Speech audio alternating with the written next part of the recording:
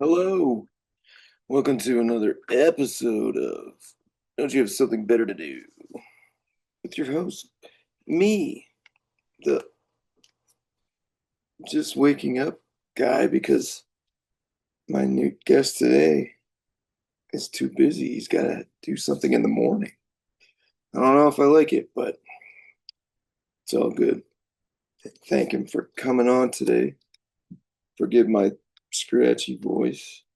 Like I said, I don't do mornings too often. It's not for me, but it's all good. He's a friggin' rock star and he's busy all the time. So, my boy Ryan Krysiak, he started the rock school in Erie, Pennsylvania. I've known the dude for 20 plus years. I don't even know. But he basically has formed multiple bands from some of the kids that go to the rock school. And his his one group, First to 11,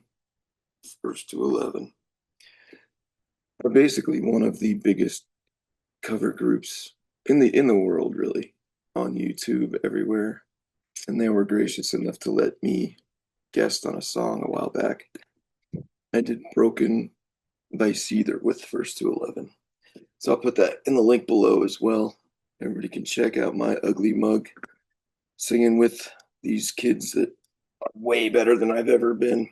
And luckily I had Ryan there to guide them, kind of take them under his wing because I could only wish that I would have had someone like Mr. Ryan Krysiak to help me out in my younger days because we had to learn from the school of hard knocks too many times.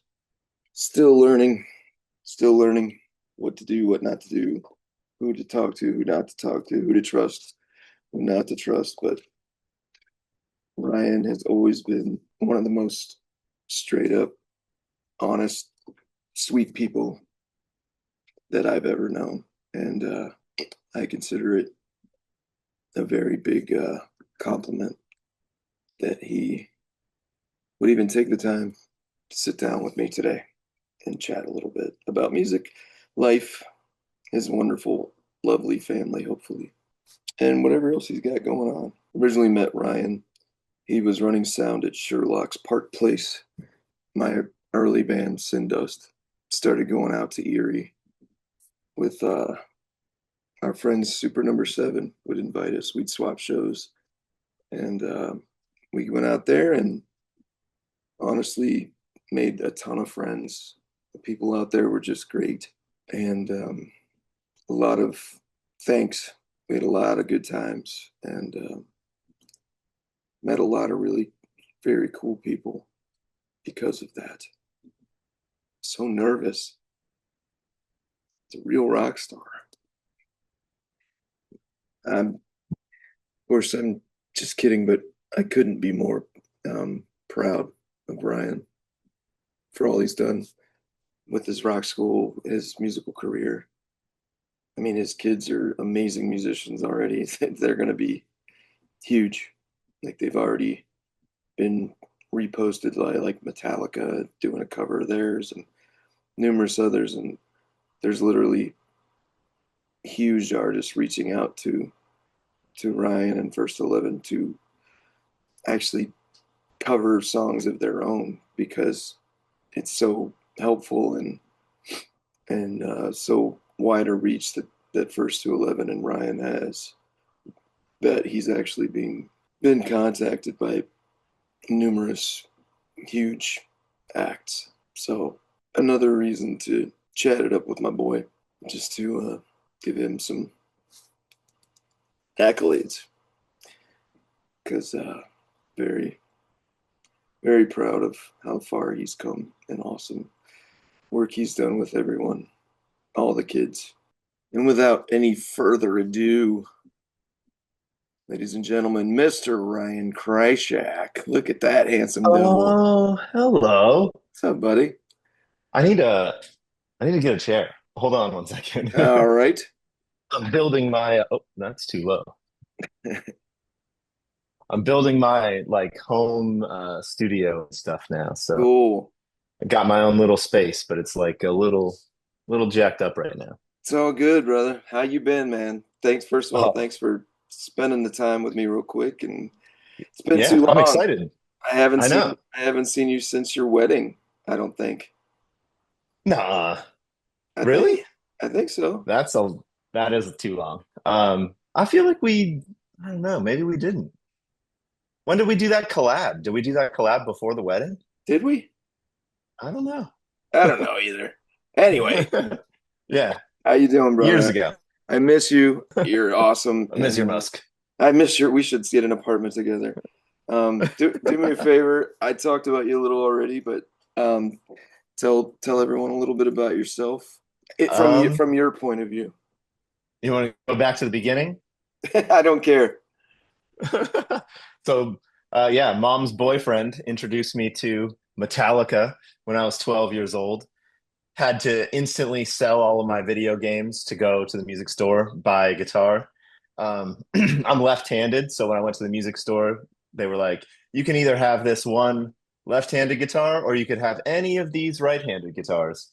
So I learned how to play right-handed because I wanted one of these pointy ones.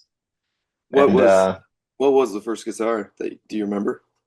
yeah, it was a Les Paul Special 2, Epiphone, Jeez. Les Paul Special 2.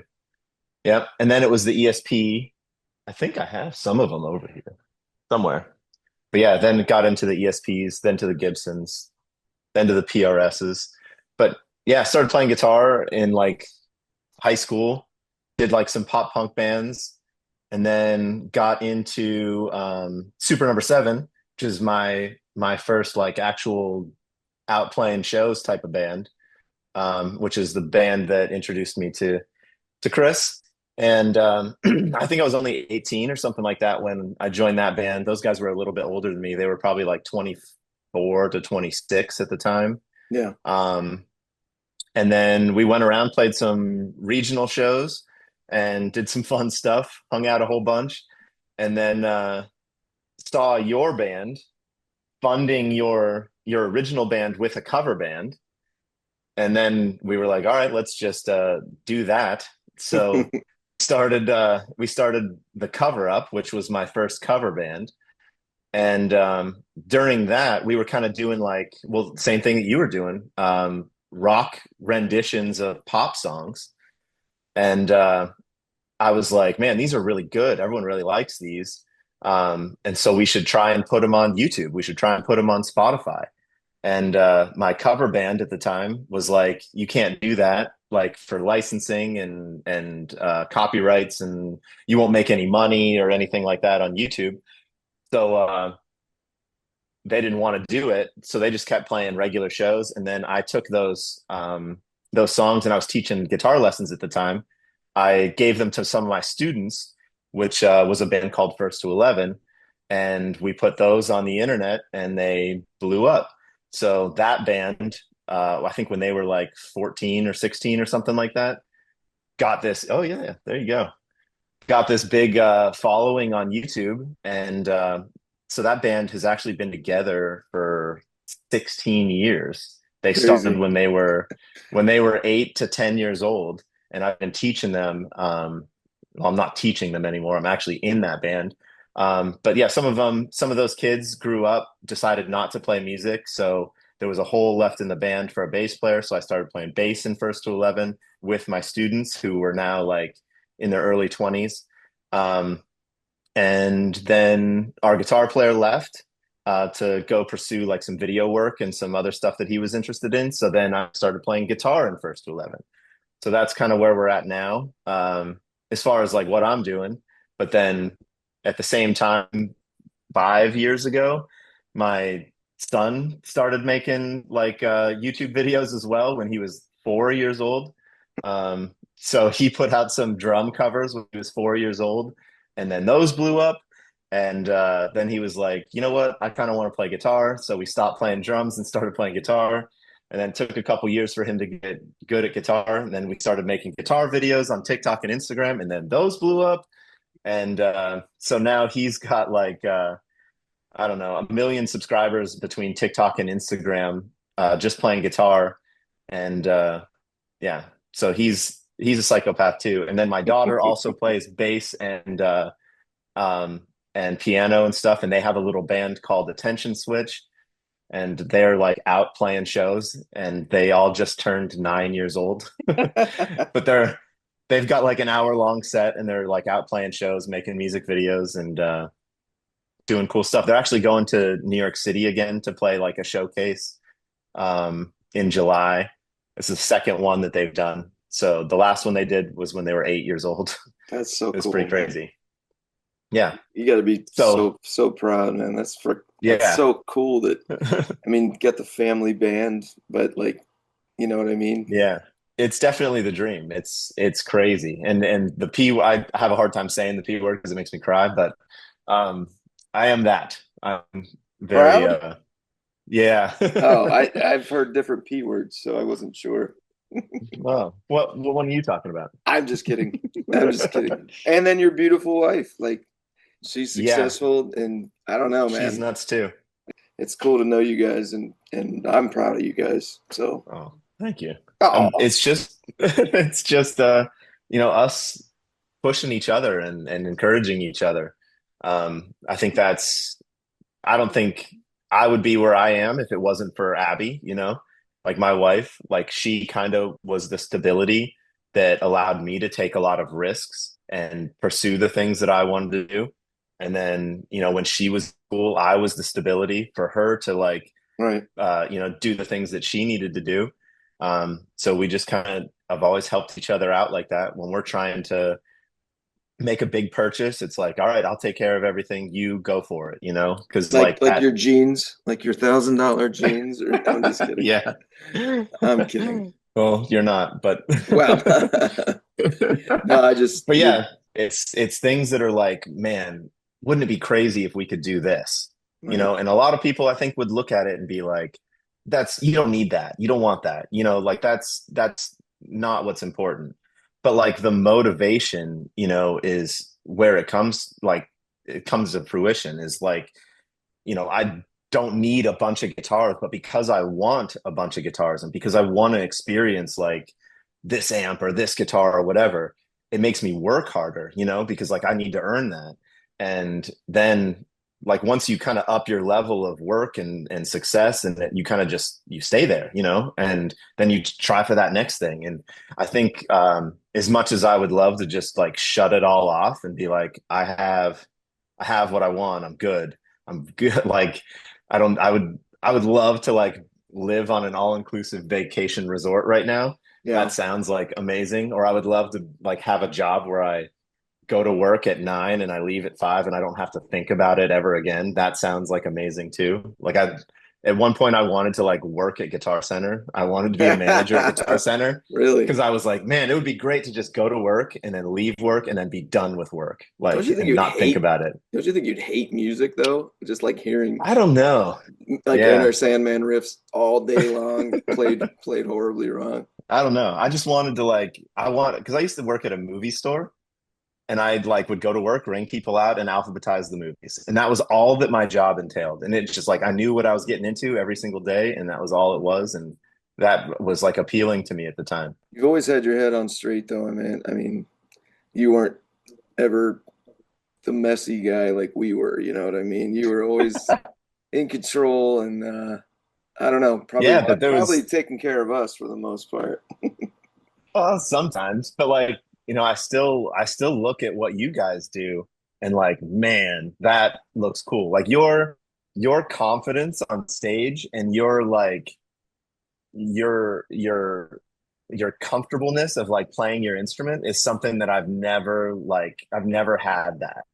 Like I watch like Keith Urban play and I'm like that is just looks effortless to that dude. You know what I mean? Like he's just a Hmm. born performer and like it just looks like it's flowing right through him. And that's what it looks like when you play. It just looks like you've done it so many times that you can like Because I'm you can so enjoy old. yourself, but you enjoy yourself up there. You're goofing around, you're like being silly, you're being like who you are up there. And every time I perform, I'm always like, Don't mess up. Oh, here comes that tricky part. Oh, I Like don't it's believe that. always, I yeah, don't it's believe always, that. yeah, it's always stressful for me.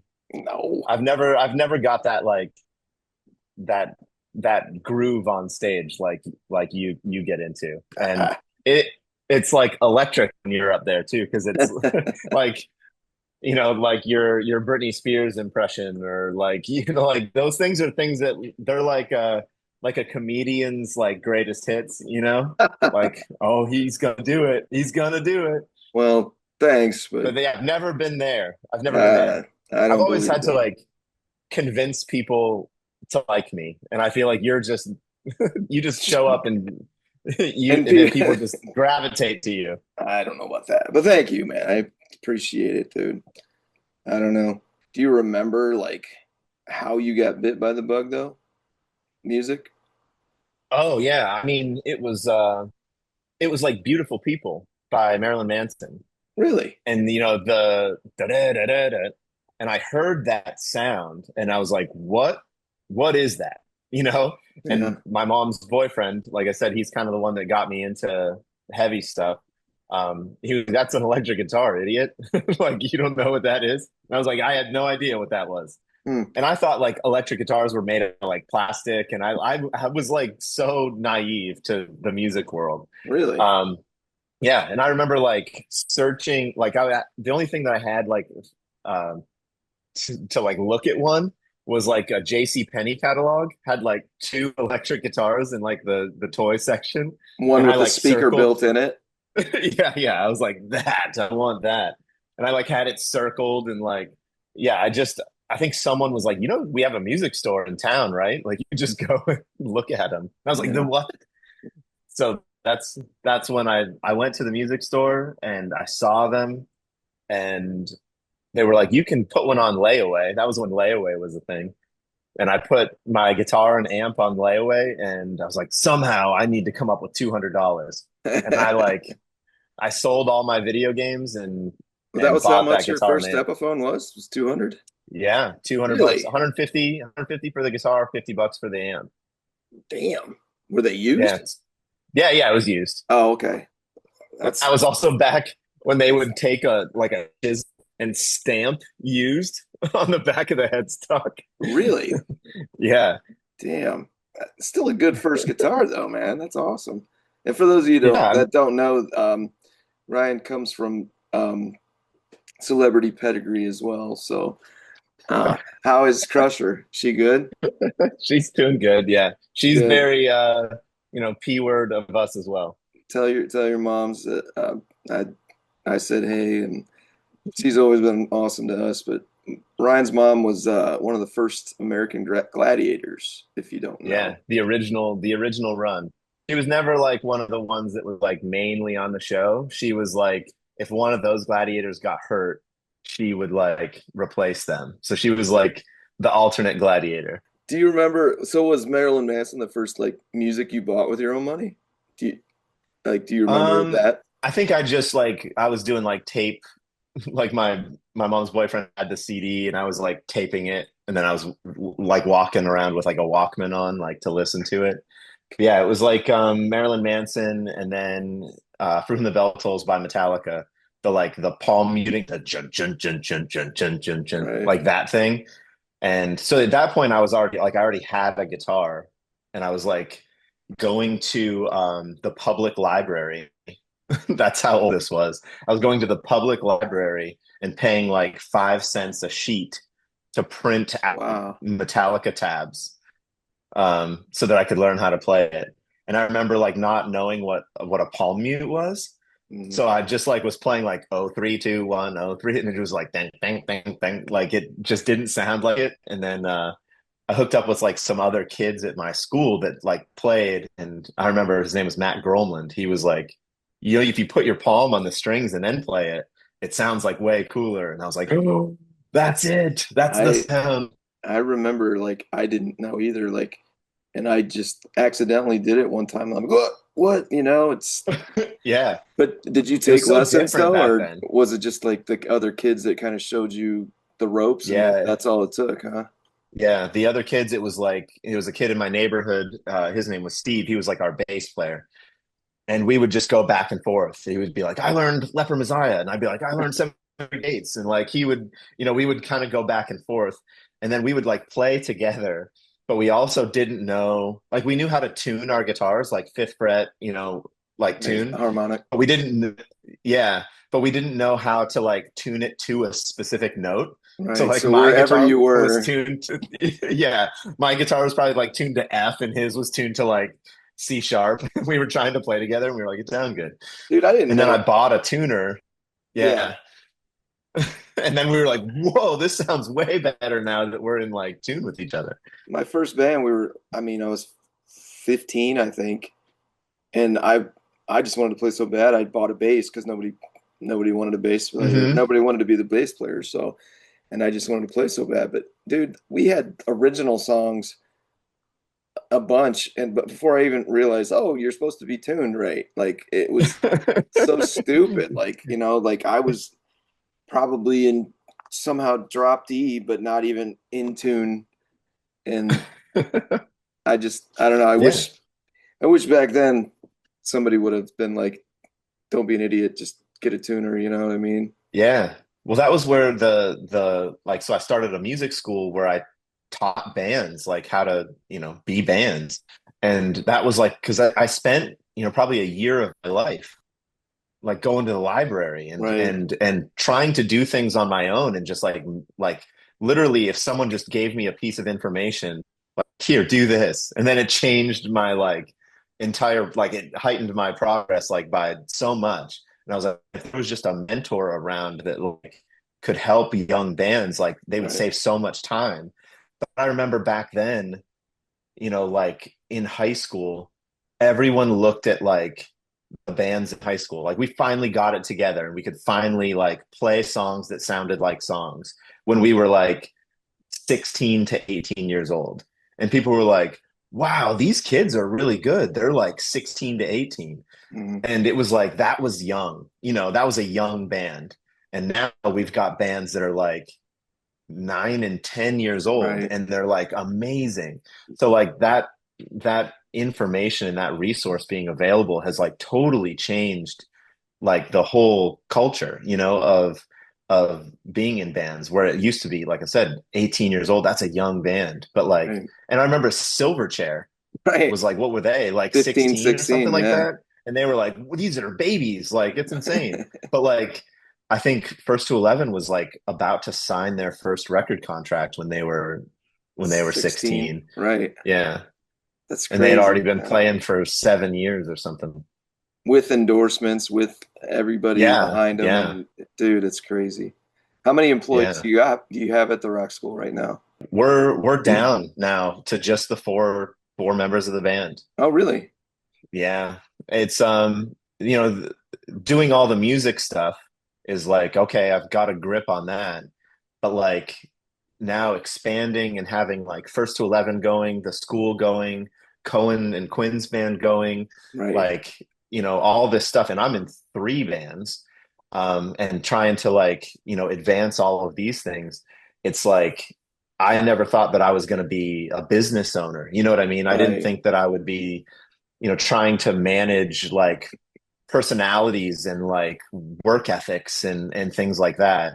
So I was very like naive at the very beginning. We were making all this money, and I was like, this is great. I'm able to provide, opportunities for all of these students of mine, friends of mine, to And yet still have a have a good career. income. Yeah, you have an Oh income and yeah. career for yourself and your family. Yeah.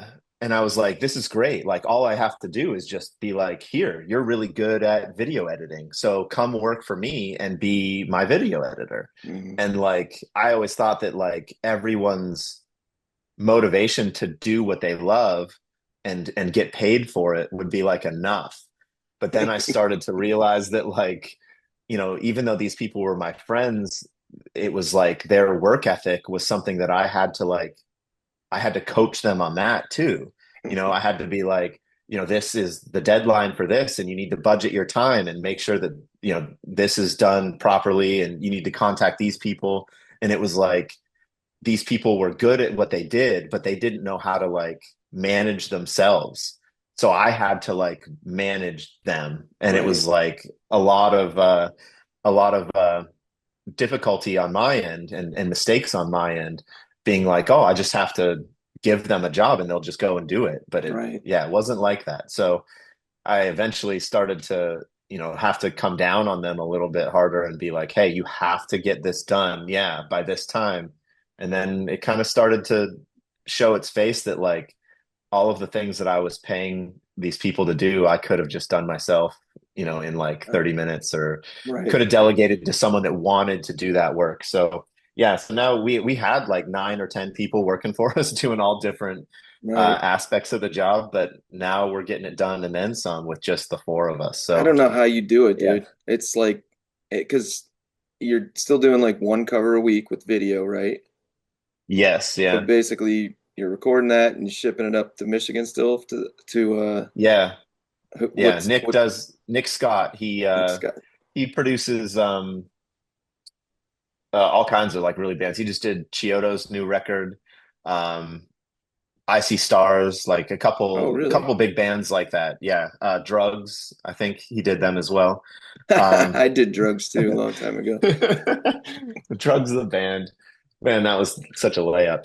Um But but yeah, we then, yeah, ship they all our shoot the stuff. video, and I mean, it's just Yeah. like it's a well-greased machine. It's just crazy, like in all the Yeah. different facets of everything that you're, you know, dealing with. I don't know how you're doing it, dude, and still Yeah. taking a half hour out for me. Dude, No, I've got an hour. no, okay, I've got a bit.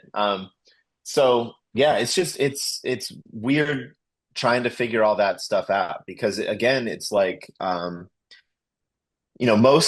most artists, most like artists on a record label, they go out, they write their songs, they perform their shows, and then the label kind of takes care of everything else. right, Because like we've also learned that like having 1 million or 2 million followers doesn't mean that like when you put out a video 2 million people see it, right. you know so we have to work with the algorithm, and we need to learn that, and we need to know about fan retention and email marketing, and like how do we maintain the relationships with these fans so that they don't see us, because like they click the button, they're like, I like First to 11, I'm going to subscribe to them. But then They don't, if YouTube doesn't show you the videos again, you have right. no connection with them, and your social media posts don't get the full reach that they should. So it's like we have to maintain these relationships. So we live stream, and we do Zoom meetings, and we have a Patreon, and we have all these different meet and greets before and after the shows, and a fan retreat where we invite the fans to come to Erie, and like we put them in a hotel, and plan this whole weekend like to hang out with them and get to know them, and like there's just so much more to it than just playing your music and putting on a show and then saying, all right, we're done, bye, getting in the bus and leave. So learning all of that sort of stuff, and like what do the fans want, what are looking at our analytics and trying to decide, okay, well they respond to these classic rock songs from this era to this era, but if we get too obscure, then the views fall off, and if we go too big, then where do we go from there? Like, Is so we that have to all four of you budget. guys that are like looking through all that, or is it like, are you Yeah, I kind of mean, taking the reins of like everybody just kind of throw in the next? Because like, yeah, I mean, you guys have put out what, like 20 volumes of the cover of albums covers, or yeah, with something like 18 that. songs each. And how does that work though with the CDs? Do you get the licensing like through like Easy Song or something? Like in so Yes, many yeah. hard copies or something? Yeah, so Okay. we usually press like 500 some copies at a time of the cover CDs.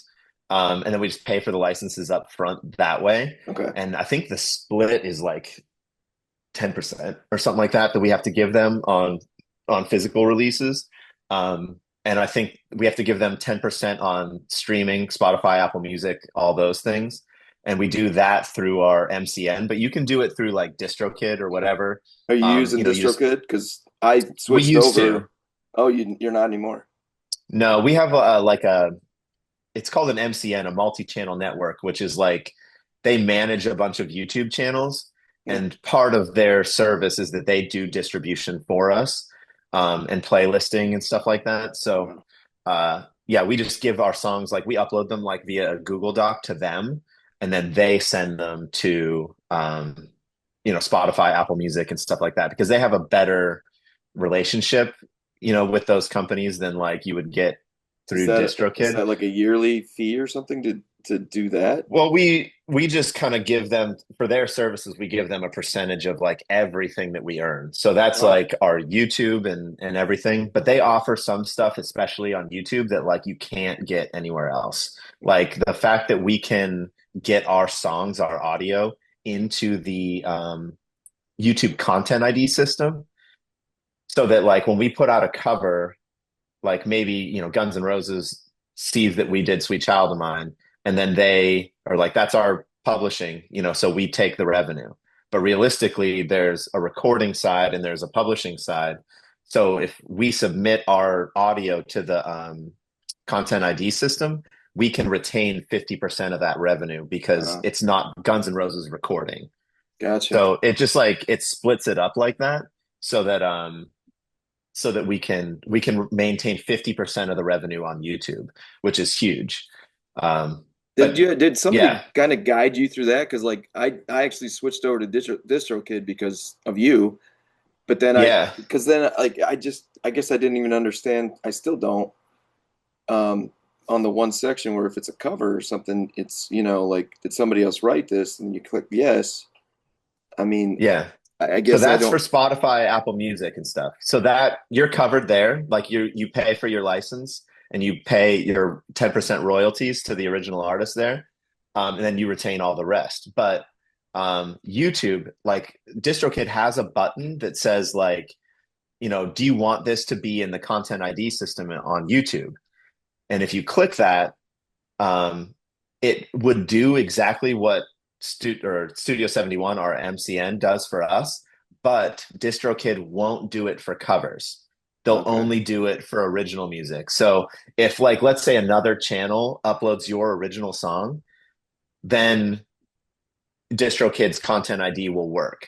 But if you upload your own cover song, it like says that specifically in there. Like if you click the YouTube button, it will not work for cover songs. So So that's the before, only limitation. okay, so like before, you guys were just making the revenue from the ads for the most part, not your recorded version of it. Am I understanding that No, because correct? like all the revenue is from the ads. That just goes into revenue. It's just one giant thing. Okay. But when you can take that revenue and split it into publishing and recording, but only if you can get your song into the Content ID system. Gotcha. So if you don't, the revenue kind of just eats up the recording side and takes that too Mm. because they don't know who to send it to, so it just gets taken by the publishing side. So the Mm. first like 2 years that we were on YouTube, we didn't know that we could get our stuff into that Content ID system. So we just assumed like, we just didn't make money on YouTube. And we were cool with that. We were getting the views and we were getting Right. the whatever the exposure, but we weren't getting the revenue. And then someone basically told us like a couple years into it, like, yeah, you can do that. And then all of a sudden, like everything changed for us because we were getting like, $100, basically like we would get the revenue that we could get before Guns N' Roses realized it was their song. You Gotcha. know what I mean? Like we would, and it might only be like one day's worth of revenue Mm. before they figured it out. Um, so we were just getting like $100 here, there, whatever. And then all of a sudden we were getting like $10,000 a month, like Jesus Christ. just from that stuff, like literally flipped a switch. But it's one of those things that like nobody knew that. Nobody, Right. there was no post, there was no book, there was no explanation that it could be done that way. All right. Well, two So things. I'm going to pay you to walk me through something just to figure out how I can do that. So that's one. Two, are you going to write a book? Like you should write a book of uh how you've. I'm honestly like it's you took music and made it. I mean, huge. Like literally, you guys are one of the biggest cover bands on the planet, probably. on I YouTube? think we're one of the biggest ones that's still going. There's definitely a few that are bigger than us. Like actually, we haven't announced it yet, but we're going to go on a tour with like a really big cover band on YouTube that's still going. Um, and they have like 14 million subscribers. Like they've been doing it Boyce a long Avenue. time. Boyce Avenue. Who is it? Yeah, it is. Is it really? No Yeah. way. Yeah. Dude, no way. Um, Congratulations. That's crazy. yeah, it's cool. It's going to be a really cool opportunity. But like they they figured it out. You know what I mean? Like I figured it out on my own, but they figured it out on their own, you know? So Right. it's not like we're the first people that have done it. Right. But And things were just different back then too. Like at a time, nobody was claiming, like not even the original artists were claiming the revenue on YouTube. So right. there was like a time with those guys and maybe some of the other YouTube artists that they just got 100% of their revenue Mm, all the time. You know, whether it was a cover song or not, because just wasn't anything in place for like the original artist to claim it. So yeah, at that time, like if you know this was 5 6 years ago, if we were getting $10,000 back then, we would right. have been getting $20,000 back then. You know, like I don't know what it would be now, like crazy amounts of money. So technically, is that tier company or whatever, are they your management then? How is that? Or are you They're basically not really managing like, everything? yeah, I'm It's you? definitely the manager, but they're like kind of like I don't know, they're like a consultant, Wow. helpful, you know, kind of thing. Like How they do you have really stay cool. how do you stay unjaded dealing with the business side of it? Because that's the thing. It's like if I didn't It's have to tough. book my own stuff and take care of like the business end of stuff, it's like if I could just do music, I mean, I could just Yeah, get in it your sounds head for a fun. day to not have that let that stuff bother me. You know what I mean? It's like, how are you Yeah. maintaining this? It's not fun. Like it's nerve-wracking, like trying to figure out stuff all the time, just constantly trying to figure stuff out. Um, and it's like you have to budget a decent amount, like because you can't be like, all right, I have 30 minutes, let me try and figure out how to live stream. You know what Right. I mean? Like you Yeah. got to spend heavy amounts of time, and I just don't have big chunks of time anymore because there's so much stuff going on. Right. So I'm trying to like figure that out. Like I have an assistant now that like is learning my entire life just so that we can find gaps and opportunities to like fill things up that I'm not like 100% utilizing my time like properly. So just trying to like organize everything. And that's like what's going on in here too, is like I have all this stuff and I need to I need to have a spreadsheet and know what's where and what I can sell and what I can profit on and like because that's a whole nother aspect of the business too that we found is really lucrative, is like flipping guitars, you know, like Right. buying things and that we know are undervalued and then selling them to the right person. You So sold that's some like of my another. crap. You sold some of my crap a Oh while yeah. ago. Yeah, yeah.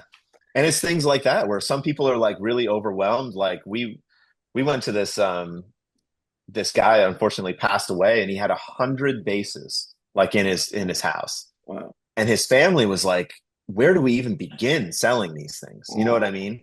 So it was like a huge benefit for them to just have someone come in and be like, I'll buy all of them. You know what I mean? Like me Wow. in this music store just bought all of them. Damn. And we just like put them on reverb, you know, cleaned them up, made sure they all played well, and like got the best, you know, price that we possibly could for them. But yeah, some people just don't want to deal with it, Mhm. and it's like that with music. So many people try and play music and then give up. So there's no shortage of people that like buy a guitar and like, you know, they're like, I can't do this, bye. And they Yeah. don't care what they get out of it. So, but yeah, there's just so much stuff going on. And um I wish I could say that, you know, I've met people and there's so many people that have helped me through it. But to be honest, like It hasn't. my You band did it talks about yourself. this all the time. Well, yeah, but my band talks about this all the time. The amount of people that have been like, what you guys are doing great, I can take it to the next level. There's probably been 20 people that we've met of the world, you know, that that Wow. like show up and they're like, you know, we can do this. And then they'll like do a couple things, but they really just waste your time. They waste your time and your money, and then they never actually deliver on what they're supposed to do. And there's probably about two or three people that I could say that I've met. One of them is Studio 71. They were like, we can help you. We can change what you're doing. And they like made a huge difference. Another one is Christina Shiano. She's another YouTuber as well. But that's the difference, Um, right? They take a percentage of what your revenue is and not some bullshit upfront fee, then not yeah, deliver anything. That's the yeah. crazy I mean, thing. that's like If you stay could all the way away from that. you could tell any But any up and coming band, don't ever pay up front for anything like that. mhm, It's just yeah, and even if they're like go out and make a bunch of videos, like because then they'll take those videos and those videos they might not do great, so you waste your money that way. But there's so many people that have said things like that. But the amount that are like, if you make money, we make money. You know what I mean? yeah. Those are the people that, but then sometimes there's people like that we set up a deal and we'll be like, we'll give you 10% of any new revenue that you bring in for us. And then it's like they can't deliver on what they're doing.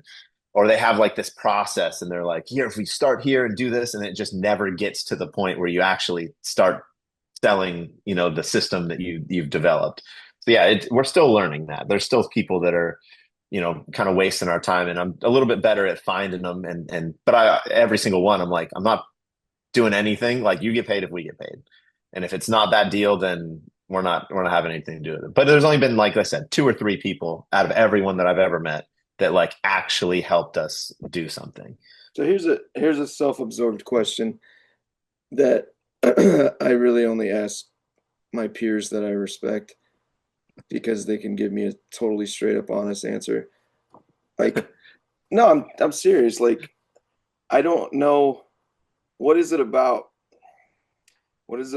my stuff, me, that like no one's ever we've only had a couple managers or people through the years like that have tried to rip us off. Like, I mean, I'm still writing and recording a ton, but like nobody's ever like why hasn't anybody ever come and been like try to rip me off? You know what I mean? Oh, You know what I mean? I'm just curious, like what you would think. Like, I know I'm not that good, but I still put out a lot of stuff. You know what I mean? no, it's not that. I mean, there's so many things that go into it because we're not good. We're not Yes, you are. phenomenal musicians. Yes, you are. We have this work ethic, but you have the work ethic. And it comes down to a lot of things like, consistency of releases, yeah, is huge. We were very fortunate that like the first one that we came out with did well. Um, and I look back at the first one that we came out with, and I'm like, wow, it was so bad. You know what I mean? Like, Heathens was like our first big YouTube video, and it was recorded with a, a photo camera, that just happened to have like a video mode on it, and it was all orange because I didn't know how to color balance it. And I think that there's like this girl next door appeal to like our band. It's like, oh, they're just young kids trying to like make it. You know what I mean? Yeah. And I think that a lot of the other bands, like there's definitely other bands from the rock school that I teach that like went off on their own, and they went and they did these like really polished, high level flames and makeup and like all this stuff in their videos. And I think that it creates like a, I don't know, like a, Illusion of some sort. yeah. And I think that they're like, oh, they're trying too hard. You Oh, know what I really? mean? Okay. Yeah. Where it's like they're trying to be something big and they're not. And I think for us, it was like, it just looked like we were in our practice space and we turned the camera on. You know what I mean? Like, it Yeah. wasn't a huge production.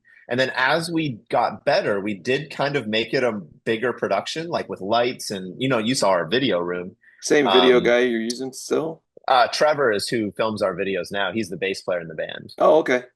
So yeah, we're filming our own videos. But when we went into like our a dedicated like, can you hear this like dehumidifier? It's like crushing me. I don't But actually. oh, okay. You hear my Uh, pussycat in the background? I Just see that. yelling at him. Hey, quit tearing up the carpet. Come here. Come here, Does Max. this one have an epic name like No, she's just we got Daniel? no, we rest in peace. Um No, we rescued two little tiny kittens, so it's Max and 11 from Stranger Things.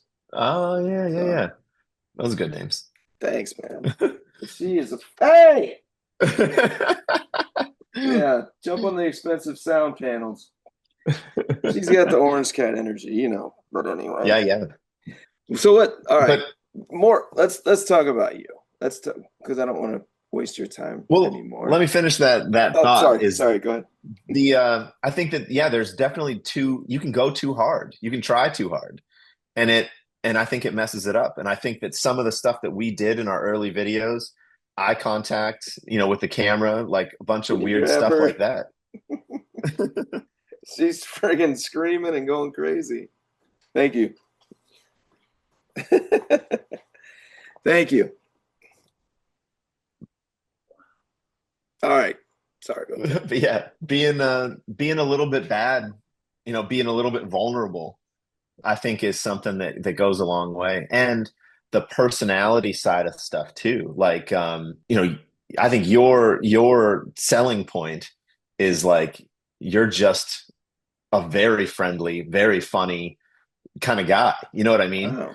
And if Pulled you get another that one. to if you get that across like in your social media or in your videos or whatever, like I think Yeah. that's your big thing. And that's a problem because like I don't want to be the guy posting, hey, I'm brushing my teeth right now, Oh stuff yeah. like that. I just It's tough. I just and I've gotten to the point where it's like, you know what, screw it anyway. I'm literally recording and writing stuff that I like, and that's good enough for me. I mean, Yeah. I never wanted to be, famous and all that shit anyway. I just wanted to be able to pay the electric bill and I wish I could tour more, like, and, go Yeah. farther out, but That's not where it's at, to be honest. Like we play shows locally and make twice as much as we do when we go on tour. And even if we sell out, like we had one of our biggest shows on our last tour was like New York City. We sold out like Mercury, or almost sold out. We didn't fully do it, but almost sold out that room at Mercury Lounge in New York. And we made the same amount of money that we make playing a festival, yeah, in Mayfield, Ohio. You know what I mean? Like it's not it's not what you think it is. You know what I mean? Like you can sell merch, but you can sell merch at a festival too. Like it's just are you guys still it's like selling like hard CDs, like quite a yeah, bit? Are you really? yeah. Because I Everyone tells barely, us that they don't listen to them, but they just like having the physical. They just like collecting right, them. yeah, They could be literally empty with no CD in there, and they just like having the cover. right.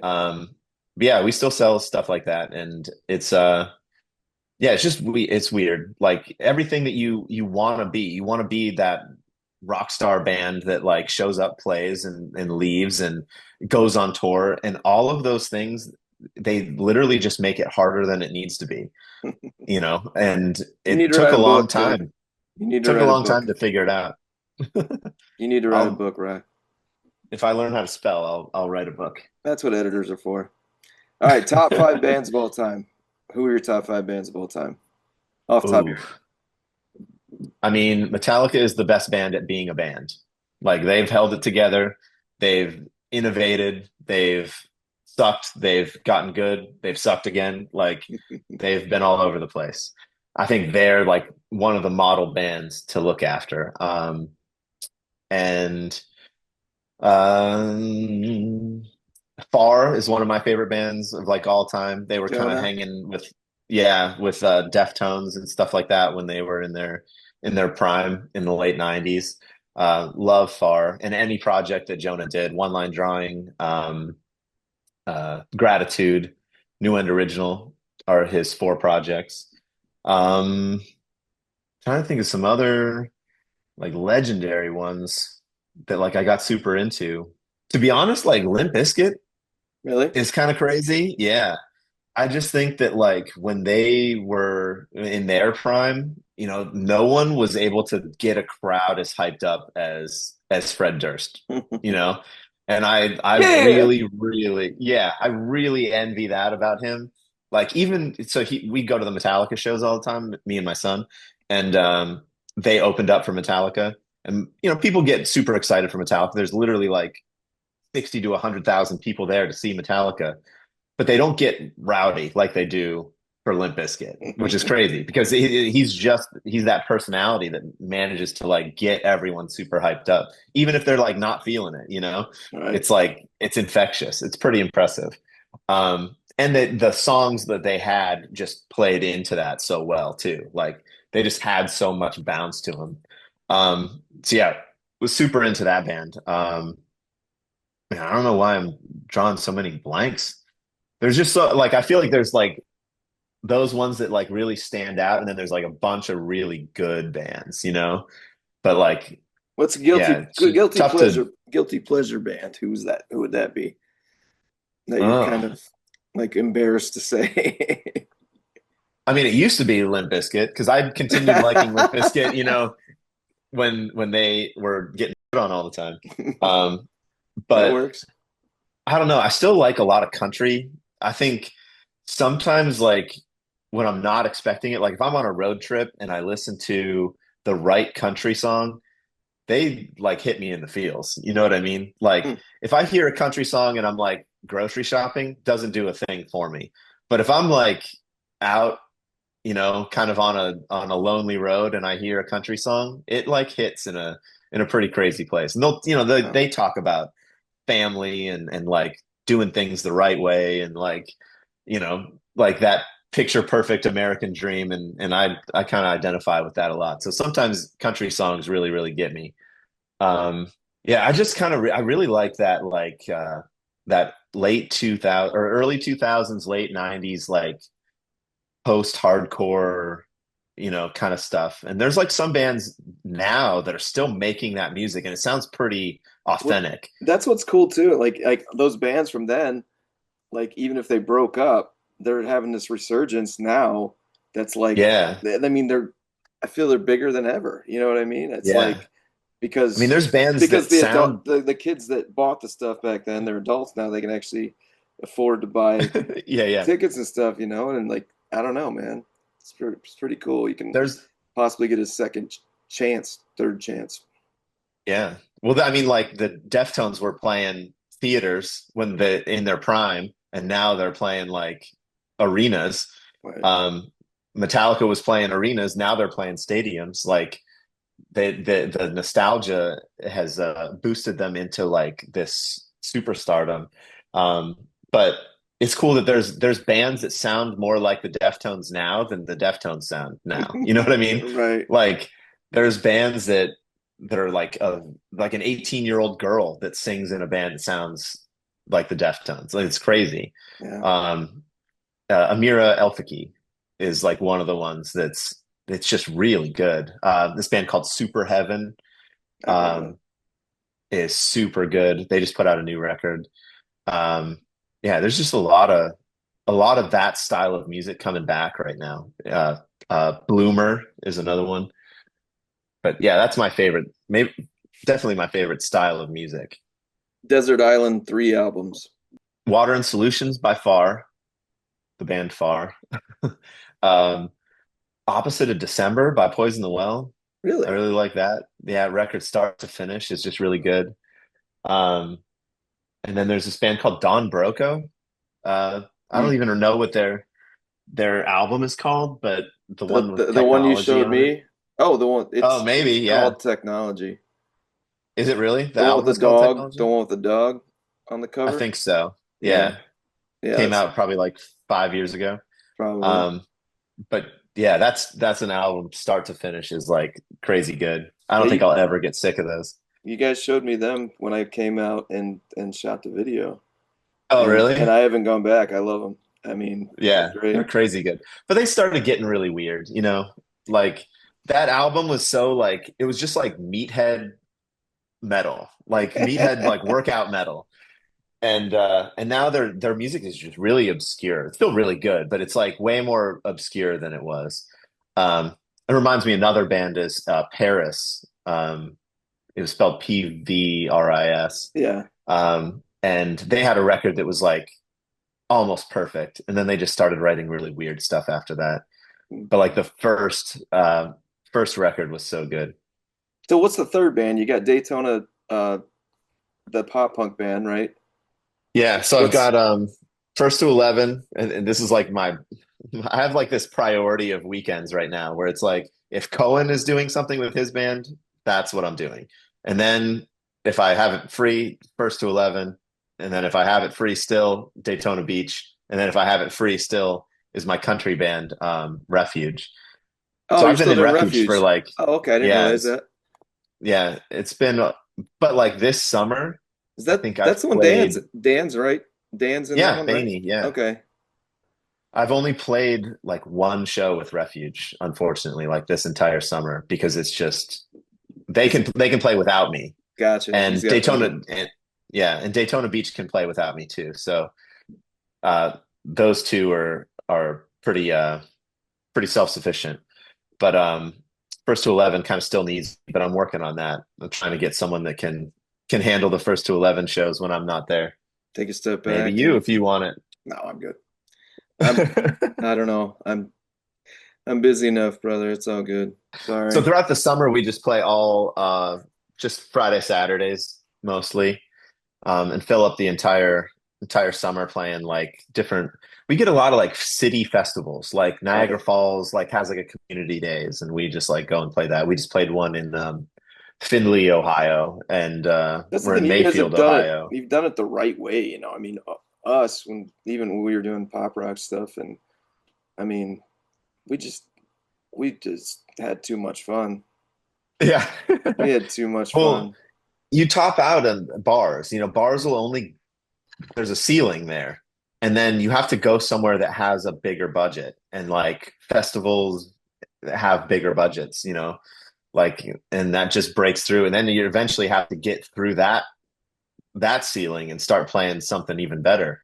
Yeah. So we're looking at like private parties and stuff like that, like where, Dude, you since know, COVID, I barely play bars anymore. It's all yeah. private parties and corporate stuff and like Hmm. upscale restaurants and country clubs and stuff.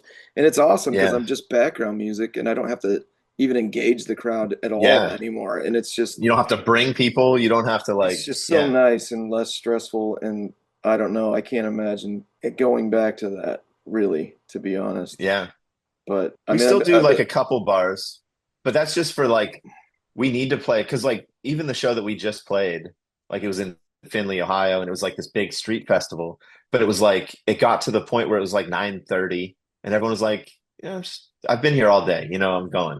right. So we played until 11, and it was like the crowd left while we were playing. Yeah. But like that it makes you feel like, oh, am I doing something wrong? But it's just like people are just tired, they're just leaving. Right. And then when you go and play a bar and everyone's drinking and everyone's like, they don't care who you are, but they're having a great time, like But it even makes you feel a so, little bit better. with COVID, I mean, like it's kind of cool, like that. It's we're not playing till 2:30. I mean, I'm not playing. I'm not Yeah, getting home yeah, at 5, 4 in the morning anymore. It's yeah. like No, that's so gone. much more. Like playing until 2 in the morning is it's just gone. Like Right. nobody really plays much later than 11 anymore, Agreed. which is great. I It agree. perfectly aligned with my maturity and my Right. I don't think I'll ever mature, but it's all good. All right. Before we go, brother, once again I can't say enough nice things about you and your wife and your family and everything, but I Well, do thank you, want you bud. to guest on a cover because like in the last 5 years I've recorded like 250 cover songs that I was passing out to friends that I'm finally getting around to getting mixed. So I want you Yeah. to guest on a cover Send me the if list. Audra will too. I did a long time ago. Oh, same list. Okay. I still have it then. Oh no, it's probably actually way more now, but it's all good. If you wouldn't mind, that'd be cool. Yeah. Other than that, dude, keep killing it. I'm so proud of you and happy for you guys. And everybody check out First to 11. I'll put all the links, Daytona Beach 2000. And Yeah. I'll put Cohen Quinn's. Just Cohen text me and those. Quinn's And socials are pretty fun. yeah, I'll put all theirs on there too. And I just don't know how you can do it, how you're juggling it and still sane. So keep doing what you're It's doing, brother. And not easy. I'm figuring it out. well, I appreciate you. So thanks for taking the time with me, brother. Of And course, anytime. I will pay you to help me because I have no idea what I'm doing. You don't got to. Dude, we'll just get on a Zoom meeting. All right. We'll talk about it. Sounds good. Well, let me know when you're available. Okay, brother? All right. See you, bud. We'll see you, pal. Thank you. Yep.